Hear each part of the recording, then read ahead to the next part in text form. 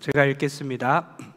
하나님의 뜻을 따라 그리스도 예수의 사도로 부르심을 받은 바울과 형제 소스데네는 고린도에 있는 하나님의 교회 곧 그리스도 예수 안에서 거룩하여지고 성도라 부르심을 받은 자들과 또 각 처에서 우리 주 곧 그들과 우리의 주 되신 예수 그리스도의 이름을 부르는 모든 자들에게 하나님 우리 아버지와 주 예수 그리스도로부터 은혜와 평강이 있기를 원하노라. 아멘. 신앙 베이직 세 번째 시간입니다. 제목이 대한예수교 장로회 동선교회 성도입니다. 처음 들어보죠, 이런 제목은. 첫 번째 시간에 저희가 이제 오늘이 세 번째이자 마지막인데요. 첫 번째 시간은 예배에 대해서 배웠습니다. 예배는 우리의 생명과도 같아요. 그래서 우리 교회는 주일만큼은 온 성도가 다 예배의 성공자가 되는 것을 목적으로 교회가 운영돼야 됩니다. 어린아이부터 어르신에 이르기까지, 그리고 아기 엄마들도 예배 드릴 수 있도록 배려를 받고, 차량 운행을 통해서 멀리 사시는 분들 배려가 되고요. 또 교회 모든 봉사자들도 봉사보다 예배가 더 중요해요. 한 번의 예배를 온전히 드리고 나서 봉사를 해야 합니다. 다음 세대 학생들 중에 음악 때문에 세션에 참석해서 함께 예배를 돕는 분들이 있는데요. 못 나가고 막 그럴 필요 없어요. 나가시면 돼요. 끝나면 나가면 됩니다. 왜냐하면 자기 예배들이 있으니까 온전히 자기 예배를 온전히 드리는 게 더 중요한 거예요. 나머지는 대표 기도하고 빠져도 됩니다. 온전히 예배를 한번 드렸으면 두 번째 예배에서는 봉사만 하고 나가셔도 되는 거예요. 그렇게 해서 하나의 예배를 온전히 드리고 나머지 예배들은 서로 도우면서 다른 사람들이 예배할 수 있도록 돕는 방법으로 함께 노력했으면 좋겠어요. 사업장 신방, 이사 신방 등을 받으면서 거기 예배가 있어야 됩니다. 개업할 때 예배가 있어야 되고요. 이사 갈 때 우리는 굿하지 않죠. 예배를 드려야 됩니다. 자녀들 결혼할 때도 그래요. 요즘에 주례가 사라지죠. 주례 목사님이 없고 말씀이 사라지는데 우리 자녀들에게 가르쳐서 요즘 목사님은 신세대 목사님이라서 말씀 3분만 해도 된다. 5분 메시지, 3분 메시지 상관없다. 지난번에도 다 10분 안에 다 끝나요 하니까 혼인 서약도 하고 성경책에 손 올리고 기도해주고 성혼 선포하고 말씀 전하고 그렇게 해도 10분 안에 다 끝나요. 전체가 40분 길이고 빨리빨리 끝나야 되기 때문에 요즘에는 하고 싶은 것들도 많아요. 그래서 설득을 해서 이렇게 주례 목사님과 말씀이 있는 결혼식이었으면 좋겠다. 이렇게 자녀들을 잘 가르쳐서 이렇게 말씀 있는 그런 말씀으로 시작하는 가정을 만들어 주시기 바랍니다. 직분자들은 지난주에는 직분자에 대해서 했죠. 교회를 도와서 교회를 세우기 위해 직분을 받았다고 했어요. 직무를 위해서 직분을 받은 겁니다. 직분 자체가 중요한 게 아니라 직무를 감당하기 위해서 직분을 받은 거예요. 그래서 직분만 갖고 계시다면 이제 교회를 위해서 무엇을 할 것인가 그렇게 고민하고 함께 참여했으면 좋겠어요. 집사를 헬라어로 디아코노스라고 했죠. 먼지를 통과하다, 먼지 가운데라는 뜻입니다. 그러니까 먼지를 막 흩날리면서 먼지 가운데서 교회를 섬기고 성도를 섬기는 직분들을 이제 재직들의 직분들이라고 합니다. 직분의 의미라고 하죠. 그래서 모든 직분자들은 교회를 잘 섬겨주시기 바라요. 오늘은 신앙 베이직 세 번째입니다. 신앙의 기본이에요. 나는 대한예수교 장로교의 교인이다. 그것에 대해서 어떤 의미인지 깨닫는 여러분 됐으면 좋겠어요. 제가 청년 때 필리핀에 갔을 때가 있었는데요. 미국인 여자 선교사님이 그 필리핀에 선교하고 계셨는데 그분이 저에게 물어봤어요. 너 프레스비테리언이니? 이랬어요. 무슨 말이냐면 장로교인이? 이런 말이에요. 이런 걸 왜 물어보지? 그런 게 중요하구나. 그때는 그냥 저도 모르게 그냥 Yes, I'm a Presbyterian. 나 장로교인이에요. 이렇게 얘기했는데 나중에 제가 신학교 가서 장로교회에 대해서 다시 한번 배우는 그런 과목이 있었는데요. 그때 잘 배우고 나서 얼마나 장로교인이 자랑스럽고 장로교회라는 정체성이 얼마나 중요한지를 다시 한번 깨달았습니다. 여러분 중에 장로교인이 되고 싶어서 여기 이 자리에 앉아 계신 분은 별로 없을 것 같아요. 태어나 보니까 나도 모르게 장로교인이었다는 거죠. 그리고 전도되어 보니까 동선교회가 장로교회인 거예요. 한국 교회 절반 이상이 장로교인들인데도 장로교회가 어떤 교회인지 그 정치 체제나 역사에 대해 잘 모른다는 거죠. 그래서 많은 문제들이 생기고 있습니다. 오늘 설교가 끝날 때에 나는 자랑스러운 장로교인입니다. 장로교인이 된 것을 하나님께 감사드립니다. 그렇게 외칠 수 있는 우리 모든 성도들에게 주의 이름으로 축복합니다. 먼저 장로교회에 대해서 다 같이 한번 읽어봤으면 좋겠습니다. 장로교회 마틴 로이 존스 목사님께서 한 말인데요. 다 같이 읽어보겠습니다. 시작. 교회 정치는 나와 아무런 상관이 없어요.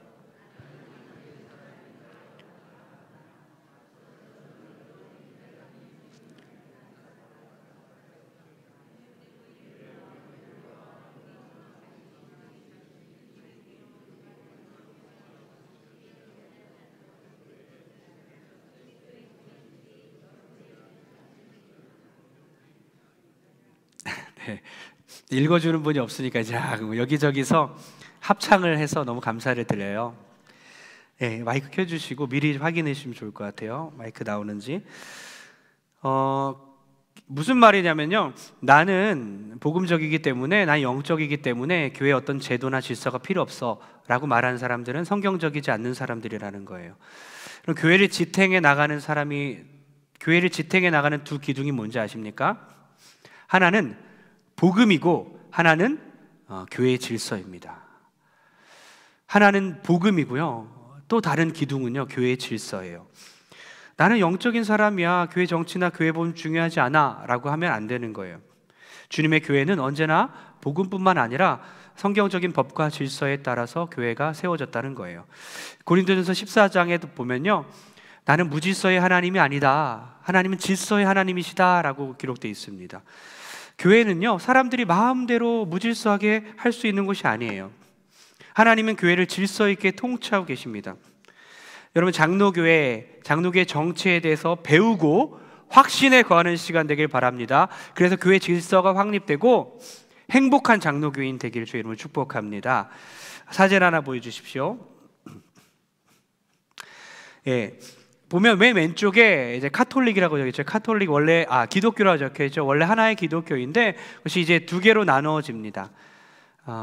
카톨릭과 동방 정교회는 1000년 동안 늘 갈등이 있었어요. 그리고 나서 이제 카톨릭이 두 개로 나누어지는데, 카톨릭에서 뭐가 나옵니까? 우리 개신교가 나오죠. 교회가 왜 이렇게 부패했어? 이러면서 종교개혁을 일으키는 목숨 건 루터나 칼빈 같은 사람들을 통해서 교회가 이제 개신교가 튀어나오죠. 프로테스탄트라고 하죠. 저항자들이죠. 카톨릭에 대항해서 이제 개신교가 나옵니다. 그리고 나서 개신교 안에서도 많은 교파들이 갈라집니다. 루터교, 성공회, 칼빈의 개혁교회, 이걸 3대장인데요. 독일의 루터교, 영국의 성공회, 그리고 칼빈 중심으로 이제 개혁교회가 나오는 거죠. 그리고 제세르파, 이렇게 다 교파예요. 칼빈주의 신학에서 나온 그 장로교가 바로 우리가 속한 장로교입니다. 한국 교회에서는 가장 큰 교파이죠. 사진을 하나 다음 거 보여주십시오. 좀 더 가까이서 보면 이제 우리가 개혁교회, 칼빈을 중심으로 한 개혁교회, 장로교회에 속했는데요.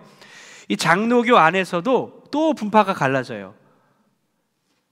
장로교를 교파라고 하죠. 이 안에서도 수많은 교단들이 갈라지기 시작합니다.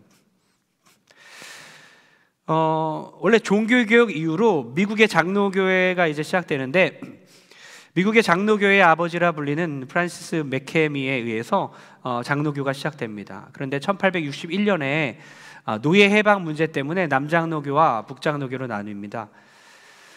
남장로교는요, 노예 제도를 유지해라, 폐지하지 말랍니다. 그리고 북장로교는 노예 제도를 폐지하라. 노예 제도 폐지 문제 때문에 장로교가 둘로 갈라졌어요. 두 교단이 이별했습니다. 그러나 두 교단은 여전히 선교에 최선을 다했고요. 북장로교회는 우리나라에 선교의 깃발을 먼저 꽂았습니다. 1884년에 알렌 선교사를 보내고 언더우드 선교사, 모두 북장로 선교사들이었어요. 남장로교회에 대해서도 한국의 선교사를 파송합니다. 그럼 남장로교는요, 남재봉 장로님이랑 상관없습니다. 남쪽이에요. 예, 좀 주무시는 것 같아서 제가 이제 유머를 좀 했는데요. 남장로교회에서도 한국의 선교사를 파송해요. 북장로교, 남장로교 위치입니다. 북장로교는 이제 서울과 평양, 인천에 이제 자리를 잡고요. 남장로교는 이제 충청도나 전라도에 먼저 자리를 잡죠. 그렇게 해서 장로교가 우리나라에 들어오고 1907년도 평양대부흥 운동을 통해서 급성장하게 됩니다. 수많은 장로교회들이 생겼어요. 그런데 우리는 갈라지는데 선수인 것 같아요. 여러 가지 문제로 그것이 분파됩니다. 많은 교단들이 생기는데 신사참배 문제, 또 WCC에 대한 입장 차이로 분열되기 시작합니다. 그래서 몇 개 생긴지 아십니까? 하나의 장로교가 250개가 넘는 교단으로 분열돼요. 그 250개 중에 백석 대신 교단에 속한 교회가 바로 우리 동선교회입니다. 좀 큰 교단인 편인데요. 우리 교회가 속한 교단, 백석 대신 교단은 800개 정도의 교회를 갖고 있어요. 함께 연합돼서 하나의 법과 질서 안에서 그렇게 운영이 되고 있어요. 다음 사진 보여주시면요, 엄청 많습니다. 250개가 넘어요. 통합 들어보셨죠? 합동, 고신, 대신, 백석, 그리고 우리가 백석 대신이라는 교단이 돼서 800개를 함께 갖고 있습니다. 그 안에서 같은 질서 안에 있는데 그 백석 대신 교단에 우리 교회가 속해 있는데요, 운영을 위해서 노회로 나눕니다. 우리는 서울 동노회에 속해 있어요. 동선교회는 동노회에 속해 있습니다. 노회의 기가 되게 중요합니다. 저는 동선교회가 세운 목사가 아니라 노회가 파송한 목사예요. 처음 들어보셨죠? 저는 노회에서 파송한 목사입니다. 노회에서 제가 어디서 심우할지 또 사임할지 이런 모든 것들을 노회가 허락해야 되고 승인해야 되는 거예요. 여러분들이 뭐 투표도 하고 여러 가지 행위를 하겠지만 저는 노회에서 파송한 노회 목사인 겁니다. 그래서 우리 교회가 이제 당회가 최고의 의결 기관이고 그 위에 아까 노회가 있고요. 노회는 한 60개 정도의 교회로 이루어졌어요. 그 안에서 교회의 목사를 파송하고 함께 교회를 꾸려가는 거예요. 그리고 그 노회 위에 아까 말씀드린 백석 대신 교단 800개 정도 되는 그 총회가 있는 것입니다. 여기까지 이해 가셨죠? 정리하면 그겁니다. 카톨릭에서 이제 종교개혁을 일으키고 프로테스탄트, 개신교가 나왔어요. 우리는 개신교 사람들입니다. 그 중에서 이제 칼빈을 중심으로 하는 장로교회 교파라고 합니다. 우리는 그 교파에 속해 있어요. 침례교 아니고요, 감리교 아니고요. 우리는 장로교회 교파에 속해 있습니다. 그리고 그 중에서 250개 교단으로 장로교회가 구성되어 있는데 그 중에 백석 대신 교단에 속했어요. 이거는 외우고 있어야 되는 거예요. 당신 어디 출신입니까? 대한예수교 장로회. 칼빈의 중심으로 해서 칼빈의 교리를 따르고 구원론에 있어서 예정론을 따르고, 그리고 웨스트민스터 신앙고백서를 우리의 표준 교리로 삼으며 우리는 장로교회 정치를 하고 있는 그럼 장로교회에 속한, 그리고 더 세분화되면 백석 대신 교단에 속한 동선교회 성도입니다. 이렇게 이해하셨죠? 예, 이게 대한예수교 장로회 동선교회 누구누구라고 할 때 그렇게 이어져야 되는 거예요. 왜 장로교회일까? 먼저 생각해 봤으면 좋겠어요. 나는 침례교인일 수도 있고 감리교인이 될 수도 있는데 왜 하필 장로교인일까? 여러분, 교회는요 대표적으로 이제 세 가지로 분류가 되는데요, 세 가지 정치 체제. 첫 번째는 감독주의입니다. 교황 중심으로 하는 카톨릭이나 성공회와 같은 그런 감독주의예요. 이러한 교회들은요 직분을 계급으로 삼습니다. 그래서 로만 카톨릭의 경우는요 교황, 추기경, 대주교, 주교, 고위성직자, 주임 사제, 부제, 수도원장, 수도사, 이렇게 계급이 나눠져 있어요. 많은 계급들이 있어요. 계급마다 할 수 있는 것들이 있고요. 교회의 목회자들이 평등하지 않습니다. 교회를 대표하는 감독이 다른 교회들을 다 다스리는 독점하는 그런 정치 체제죠. 회중주의 정치는 완전히 반대입니다. 목회자 간의 평등은 당연하고 각자 각 개교회, 지교회의 독립을 주장합니다. 동성교회는요 이 지교회잖아요. 이 지교회는 노회라는 상회가 있고 그 노회는 총회가 있어서 지도 감독을 받아야 되는데 그거를 이제 인정하지 않아요. 개교회를 중심으로 이루어지고, 회중교회 정치라고 해서 상급회의 판결에 따르지 않고요, 교회들의 위계도 인정하지 않고요, 각 회중이 의견들을 모아서 교회의 일들을 결정하는 거예요. 좋아 보이지만 또 위험할 수도 있죠. 찰스 핫젠이 이렇게 말합니다. 교회는 대중의 목소리에 의해서 모든 것이 결정되어지는 하나의 거대한 민주주의가 아니다. 회중교회는 교회 모든 성도들이 그 교회의 일들을 결정할 수 있는 권한을 갖게 합니다. 그래서 회중교회라고 합니다. 우리는 장로교회 정치를 따르죠. 장로 정치는 감독주의도 아니고 회중주의도 아니에요. 중간이라고 생각하면 돼요. 감독주의에 반대해서 여러 교회들을 감독하는 그런 감독주의의 그 절대적인 권한을 인정하지 않고요. 또한 회중주의에 반대해서 당회, 노회, 총회라고 하는 그런 회의들의 위계성을 인정합니다. 그래서 목회자들이 각 교회에 대한 독립성을 권한을 부여받는 대신에 당회, 노회, 총회, 회의를 통해서 관리 감독을 받고 있는 그런 형태. 이해 가시죠? 네, 좀 딴 생각하는 분이 한 분 계신 것 같아요. 예, 집중해 주시고요. 그렇다면 왜 장로주의인가? 장로주의가 뭔지 알겠다. 이것이 뭐 성경적인가? 네, 성경적이죠. 가장 성경적인 정치 체제입니다. 가장 역사적이고 가장 민주적이에요. 장로주의라는 말은 성경에 없지만 장로주의의 원리가 성경 곳곳에서 발견되죠. 예를 들어서 모세 시대에 출애굽을 위해서 부름받은 모세는 백성들의 장로들을 모읍니다. 70명의 장로를 모아서 출애굽 이후의 모든 일들을 결정을 합니다. 신약 시대로 들어갑니다. 이런 말씀이 있어. 사도행전에 그들은 각 교회에 장로들을 뽑아 세우고 금식 기도하며 장로들을 보호해 달라고 그들이 믿는 주님께 부탁하였다. 장로들을 뽑습니다. 가장 성경적이고 가장 역사적이에요. 여러분, 가장 민주적인데요. 장로교회는 민주주의 교회는 아닙니다. 교회는 민주주의 교회는 아닙니다. 교회는 신정주의 교회입니다. 하나님이 통치하시고 복음주의 교회인 거죠. 그런데 가장 민주적일 수는 있는 거예요. 민주주의와 민주적인 건 다르죠. 교회는 민주주의가 아니라 신정주의이지만 장로교회는 대의정치, 의회제도를 통해서 하나님의 통치를 받드는 겁니다. 그래서 장로교회가 말하는 이제 민주적인 교회라는 것은 하나님께서 다스리시고 하나님께서 주관하시지만 하나님께서 모세 때부터 명하시고 허락하신 그 장로들이 대의직을 수행하는 것을 말해요. 아까 말씀드린 것처럼 이스라엘 백성들도 70인의 대표를 뽑았고 광야에서 그냥 200만 명이 다수결의 원칙에 따라 야, 애굽으로 돌아가자, 거기서 고기를 먹었잖아, 이렇게 하지 않았다는 거예요. 가나안으로 돌진하자, 다수결의 원리가 아니었어요. 하나님께서 명하신 것에 순종하게 하는 70명의 장로들이 대의직을 행했다는 것입니다.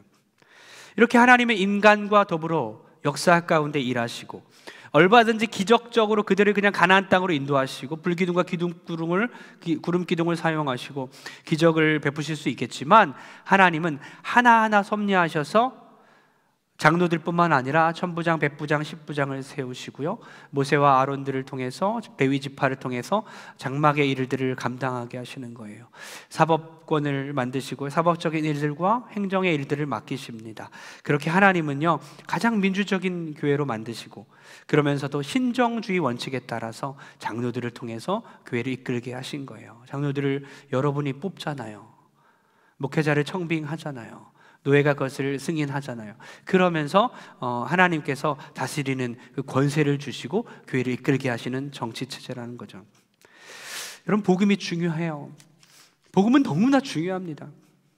예수님 믿는 거 중요하고요, 기도 뜨겁게 하는 거 중요합니다. 교회 열심히 다니셔야 합니다. 그러나 그 복음을 지키는 틀도 중요해요. 그릇도 중요합니다. 루터교는요 그릇을 만들지 않고 틀을 만들지 않아서 복음이 변질되고 카톨릭화 돼버립니다. 그러나 칼빈은 장로 체제를 만들고요, 그래서 복음을 담을 수 있는 틀과 그릇을 만들어서 복음을 보존하게 되죠. 여러분, 신학과 관계없이, 교리와 관계없이, 어떤 배움과 관계없이, 우리의 신앙 고백 사도신경 하잖아요. 그런 거와 관계없이 인물 따라, 사람 따라 몰려다니면 안 된다는 겁니다. 여러분, 감리교회 갔다가 막 교회 옮기면 안 되지만, 여러분 감리교 갔다 장로교 갔다 침례교 갔다가 막 거리낌이 없으면 안 되는 거예요. 여러분, 이 동선교회가 여러분의 마지막 교회가 되길 축복합니다. 그건 은혜입니다. 축복입니다.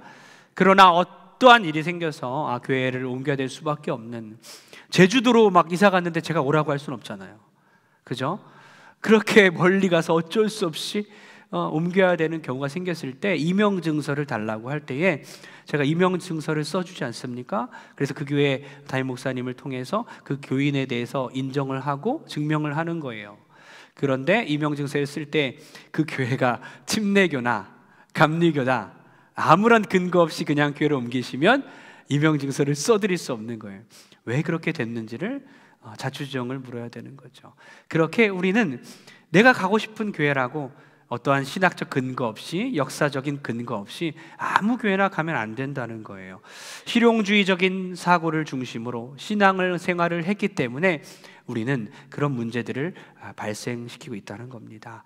다시 한번 장로교인이 된 것을 축복하고 행복한 장로교인 되길 주의 이름으로 축복합니다.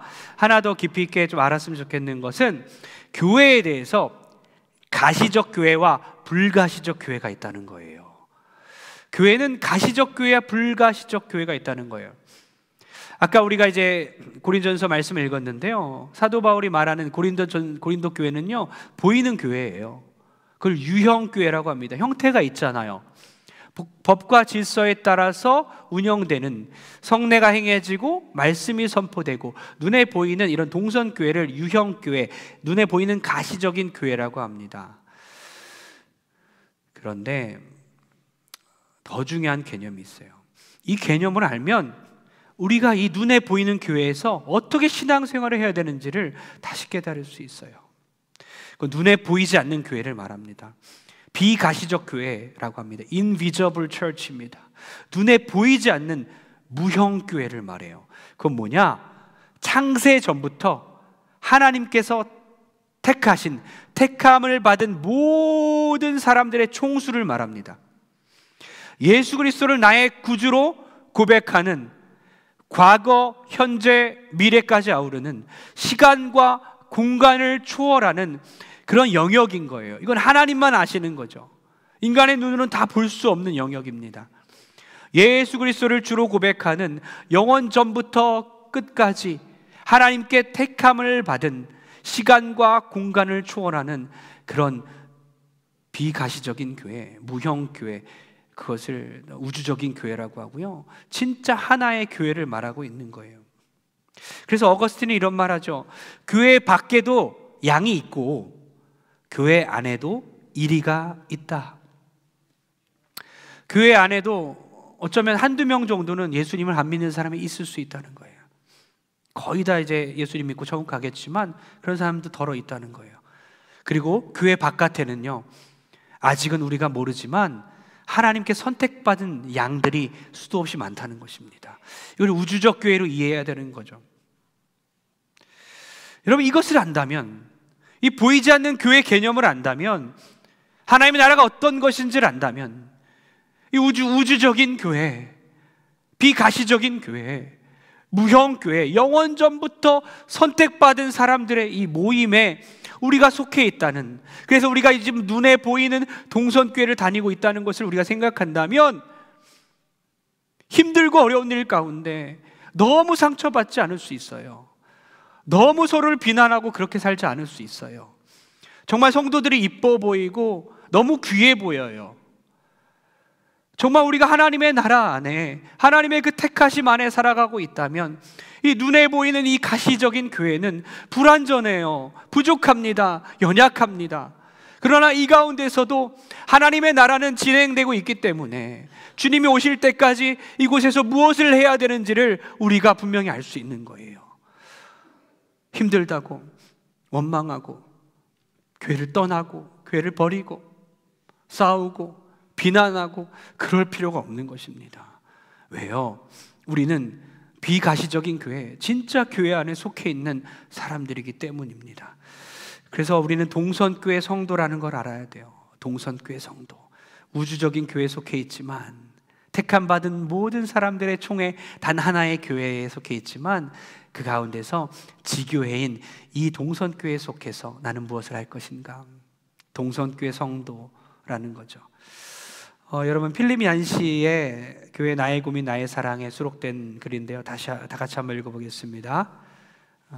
저 위에 성도들과 함께 다 같이 시작. 저 위에 성도들과 함께 사랑 안에 사는 것 그야 물론 영광이리라. 이 밑에서 내가 아는 성도들과 같이 사는 것 그건 이야기가 다르다. 네, 다 공감하시죠?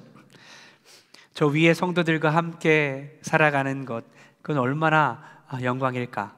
그러나 지금 내 눈앞에 보이는 사람들과 동선교회에서 함께 아웅다웅하며 살아가는 것 이건 좀 다른 얘기라는 거죠. 여러분 우리는 불완전하다는 거예요. 연약합니다. 우리는 건축 중이에요. 만들어져 가고 있습니다. 여러분 필립 얀시의 이 교회 나의 고민 나의 사랑 정말 교회를 사랑하지만 고민이잖아요. 늘 나의 고민이고 나의 사랑이잖아요. 이 책이 이제 밖에 1층과 3층에 비치되어 있는데요. 꼭 일독했으면 좋겠습니다. 이번 주 다음 주 안에 5,000원만 넣고 가져가시면 돼요. 8,000원짜리 책인데요.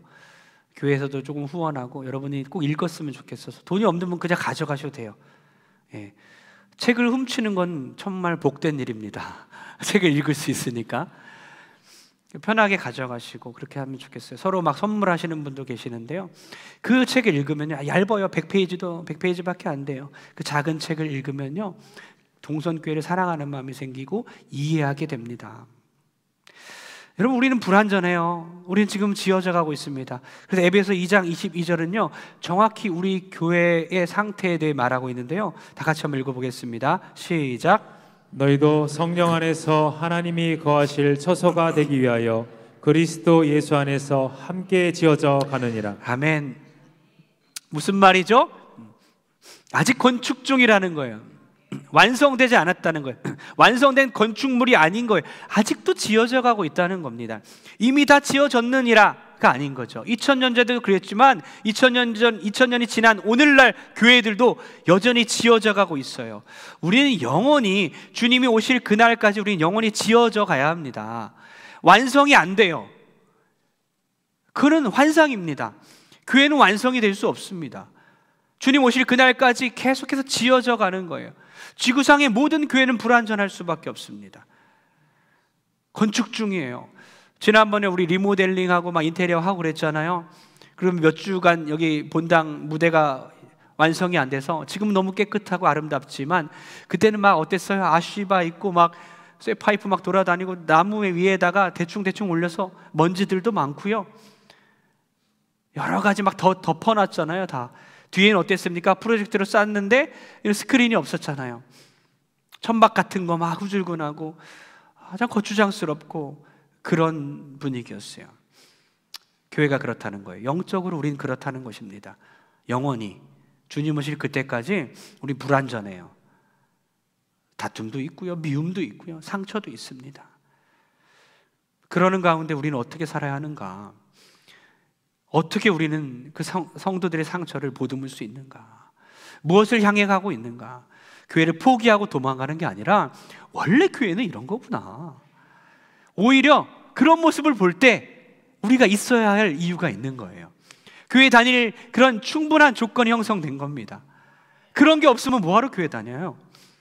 싸움도 있고 다툼도 있고 미움도 있고 갈등도 있고 안 맞는 것도 있고 고통도 있고 오해도 받고 비난도 들으면서 그러면서 그것을 이겨내 가면서 함께 지어져 가고 예수 그리스도의 성품을 닮아가고 하나님의 나라가 이곳에 임하는 것을 느끼면서 주님의 통치를 받으면서 함께 우리 거대한 그 배가 함께 운항하고 있는 거예요. 예수님을 선장 삼아서 삐그덕삐그덕거리면서 낡은 곳을 고치면서 그렇게 운행해 나가면서 주님 나라 오실 때까지 믿음 생활 즐겁게 하시길 소원합니다. 여러분 스크루테이프의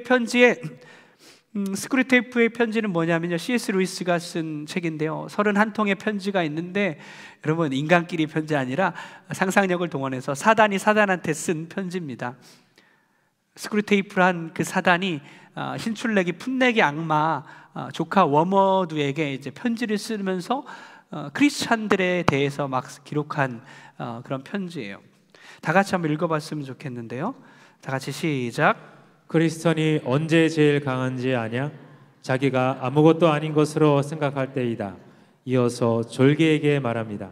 최선을 다해서 크리스찬 마음속에 자기는 아무것도 아닌 게 아니다 라는 것을 심어주라. 무슨 말인지 아시겠죠? 크리스찬이 가장 강할 때는 내가 아무것도 아닙니다. 주님, 나는 아무것도 아닌 존재입니다. 그렇게 고백할 때가 그 사람이 가장 강할 때라는 거예요.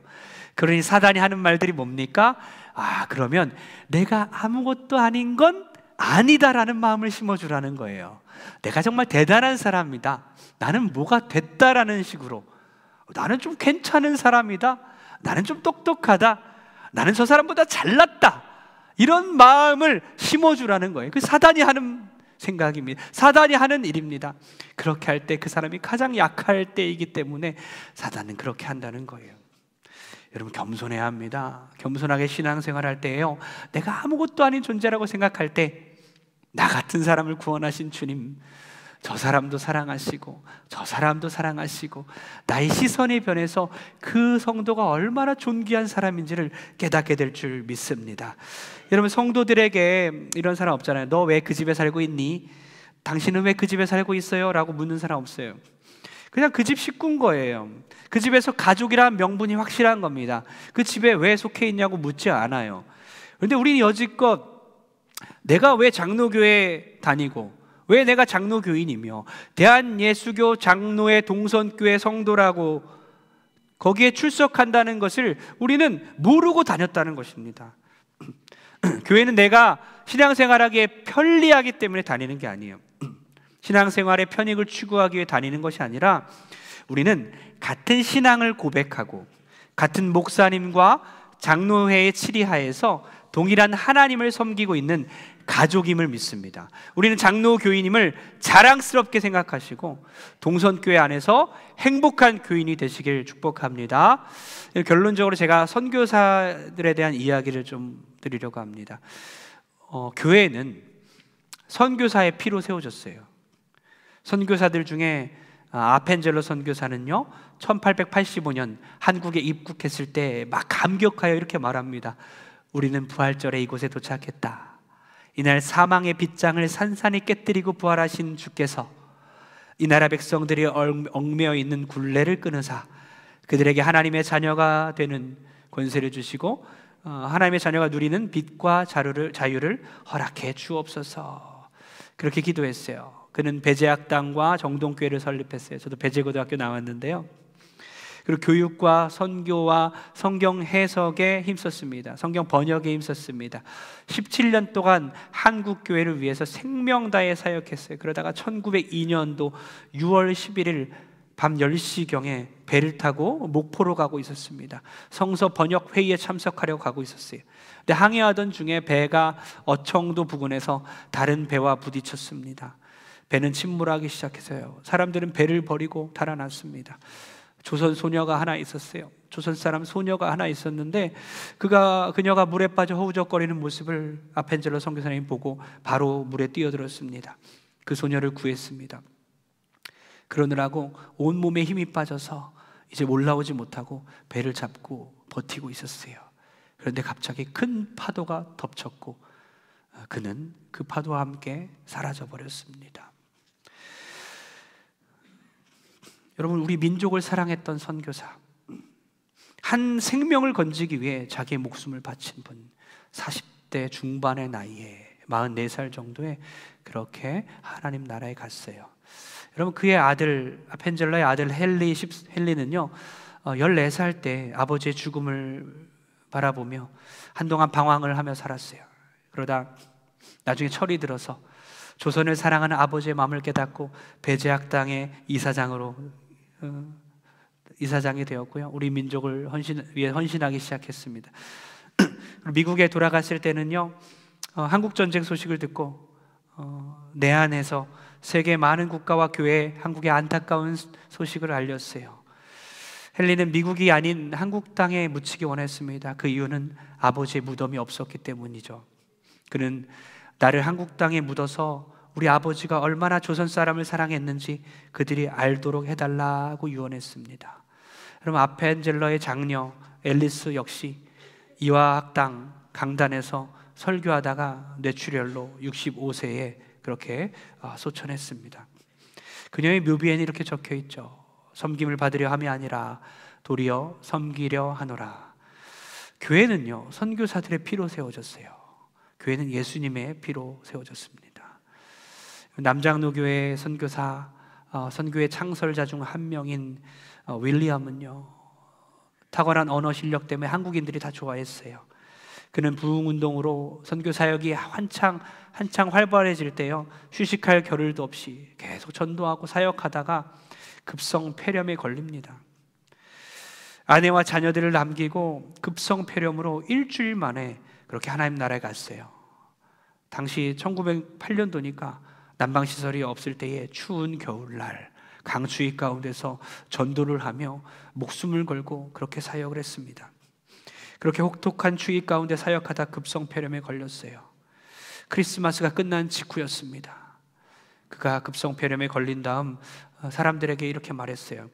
제가 만약 여기서 죽는다면 죽는 것은 값진 일입니다. 그렇게 말한 후에 숨을 몰아쉬면서 나는 지금 갑니다. 그리고 나는 매우 행복합니다. 라고 말했습니다. 그리고 하나님 나라에 갔습니다. 여러분, 동방의 작은 나라, 이 조선 땅에 복음 들고 들어왔던 수많은 선교사들의 헌신과 그런 고귀한 죽음으로 장로교가 전파되었고, 오늘 우리는 대한예수교 장로회 동선교회 다니고 있습니다. 여러분에게 교회란 무엇입니까? 생명을 바칠 만한 그런 소중한 것입니까? 함께 지어져 가기 위해서 내가 갖고 있는 자존심도 버릴 수 있습니까? 하나님이 우리를 얼마나 사랑하시는지요. 이 동선교회에 보내신 것은 우연이 아니라 하나님의 섭리입니다. 하나님의 그 놀라운 피값 주고 사신 그 교회, 바로 이 동선교회 가운데 함께 지어져 가서 하나님 나라 갈 때까지, 온전한 그 교회가 온전히 형성될 때까지 함께 인내하며 더 사랑하며 더 견디며 더 축복하며 여러분의 젊음과 또 여러분의 경험과 여러분의 직분과 여러분의 시간을 낭비하지 마시고 교회를 사랑하려고 최선을 다하는 우리 모든 성도 되길 주의 이름으로 축복합니다.